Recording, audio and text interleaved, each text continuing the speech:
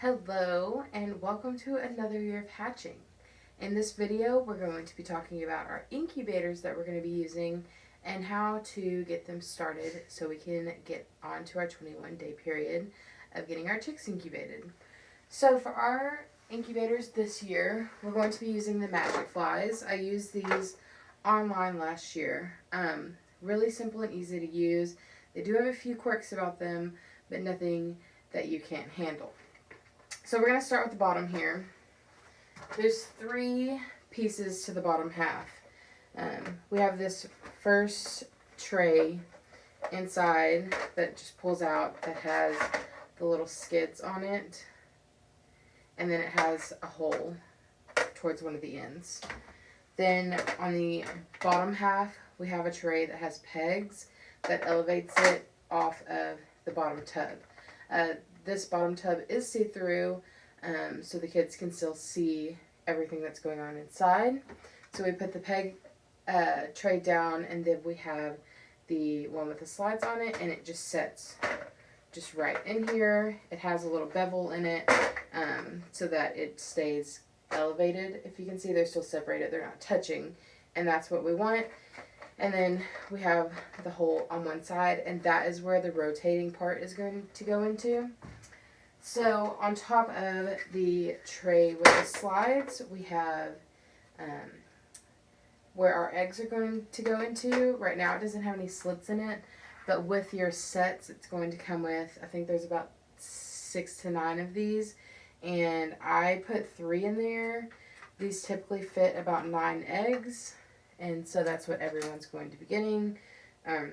Excuse me, I only put 2 in here so that you can have 3 on each side. You can do it with or without these. Last year, I do believe I did it without. But either way, it's up to you. I had a really great success rate with these last year, so I'm pretty happy with them. Now this is the top half of the incubator. This is where the heating element is and our temperature read, where the plug goes into, and so this simply plugs right into the top, plug it into the wall, you're ready to go. All of these should already be preset to the temperature that you're going to be running at. And then when you take your bottom half, in the top half there is the rotating device right here. So this metal prong is going to just fit right into that slit on that black tray. And I can't do it while I'm standing apparently, but it will. I did miss it. So then it just fits right into that tray. The only bad thing about these that I'm not a fan of, but these are great incubators, is that they read Celsius and they don't read humidity. So I have purchased some hygrometers. These are super simple to use. We're just going to take the probe end, put it into the incubator, and then it's going to read the temperature and the humidity of your incubator as you're going. So this is kind of what you can check to read. With these incubators, we are going to do a 1/4 cup of water a day from day 1 through day 18, and then a 1/3 cup from day 18 to day 21. Now we don't want to get any more than a 1/4 of a cup. A little bit over a 1/4 of a cup can stay in the incubator at all times. It says in the manual like 60 to 100 milliliters.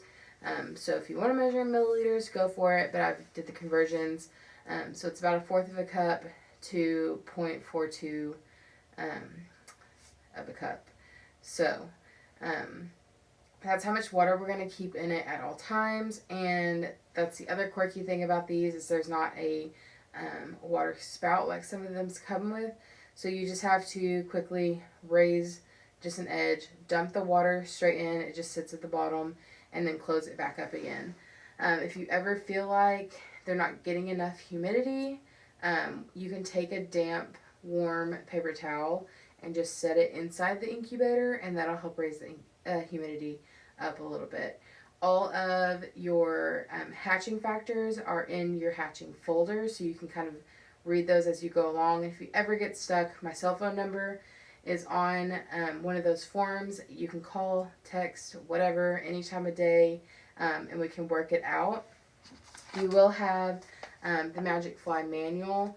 This breaks down all the pieces and parts of the incubator if you want to go over it with your kids. If you look at any of the temperatures or water levels, anything in this, it is in milliliters and Celsius, so you'll have to convert that over and if you need that. If not, great. But I think that's just about it. Oh, one last thing. By day 18, we're getting ready to hatch. This is just another one of the quirks of these incubators. You will have to very carefully take the lid off. You're going to remove the top tray and set them down into the hatching tray. This just gives the chicks more room to hatch when they get in there. You can remove the slits, do whatever. It'll still rotate the eggs around. Remember that the chicks can stay in these for 2 to 3 days. So I would go ahead once they start hatching, just take a mental note or take make a chart, whatever fits with the kiddos, so when the chicks started hatching and by the time you can take them out. They're pretty resilient. They'll be fine. They'll just stay in there and dry and sleep. Don't take the chicks out before they're completely dry, because they will get cold. But you've also got your heat lamp, your brooders, your feeders, your waterers, and everything else. Your feed is medicated, so they'll get plenty of nutrients coming out the gate. And again, if you have any questions, need any help, if something goes wrong, just give me a call and we'll get it fixed. But I'm really excited you're doing this. I wish I could be in the classrooms with you.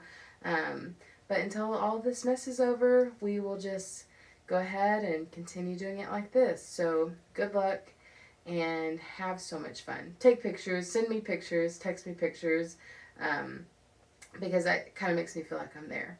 All right, have a great time.